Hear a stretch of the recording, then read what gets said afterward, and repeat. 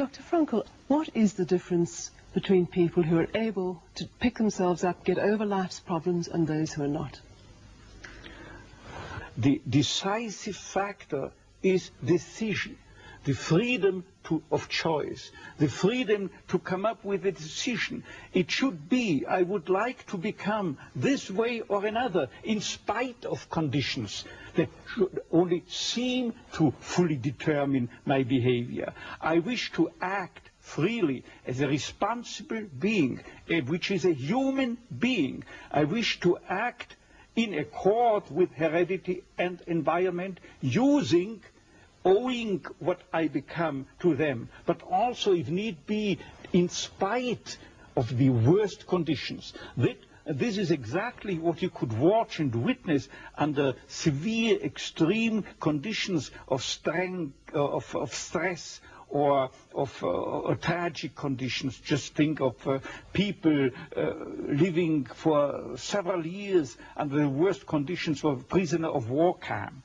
There's a whole body of psychiatric literature about that, or for that matter, in concentration camps. And this is what should be acknowledged. People are free, and if you watch or study the lives of such people in just a detached, down-to-earth, empirical, strictly empirical, scientific way and fashion, in another way than you presented it and you commented it, in another way, then people get the picture, the impression of a human being as something, not someone, something that is fully determined.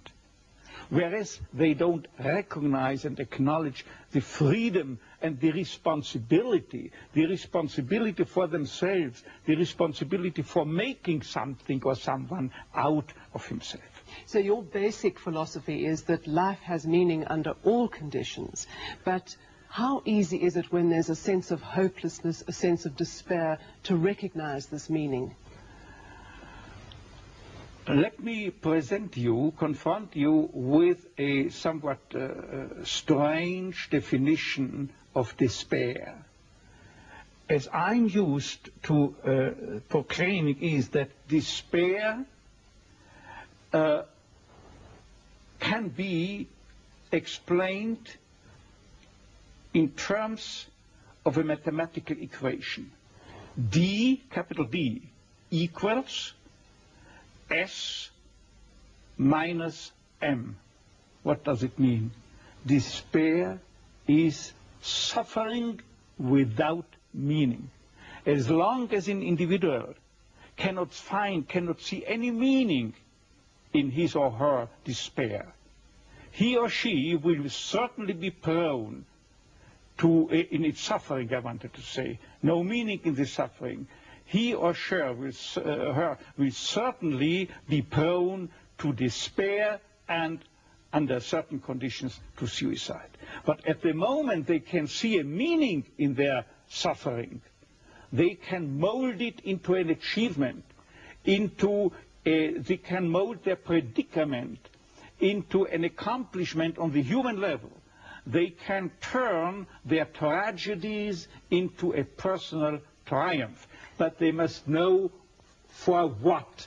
What should I do with it? But if people, like so many segments of present-day society and population, cannot find any meaning whatsoever in their lives, cannot see anything meaningful, they more often than not have something to live by, or say at least enough to live by. They cannot see anything to live for. What is the answer to the question, why me? Why did this happen to me? The answer to such a question is nothing that a psychiatrist or any other type of a scientist can come up. But I would not share the opinion of, say, Jean-Paul Sartre, who said we have to accept and to shoulder courageously, heroically, the absolute meaninglessness of our lives. But what I think is rather that what we have to accept is the incapacity of our humanness, the incapacity to recognize the ultimate meaning in intellectual or merely rational terms. This is the only thing we have to accept. But still, we may believe in an ultimate meaning, but to lead someone, say a patient, to eat the way for him to such a belief, to faith, is of course not the business or job to be carried out by a psychiatrist, but rather by a theologian. Tell me, to what extent do you feel we have choices in the things that befall us? Our freedom is a finite freedom, a limited freedom. That is to say, a human being is never fully free from conditions, be they of biological or psychological or sociological kind.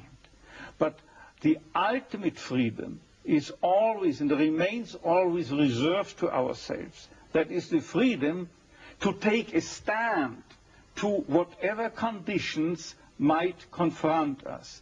How we react to the unchangeable conditions is up to ourselves. In other words, if we cannot change a situation, we have always the last freedom to change our attitude to that situation. Dr. Frankl, give me an example of meaning that can be taken out of a situation of despair. I once received a letter from a young Texan student who told me his own story. At the age of 17 years, he had an accident when indulging to his diving sport. And from that time on, he was paralyzed from the neck down. And he wrote to me, "I broke my neck, but it did not break me.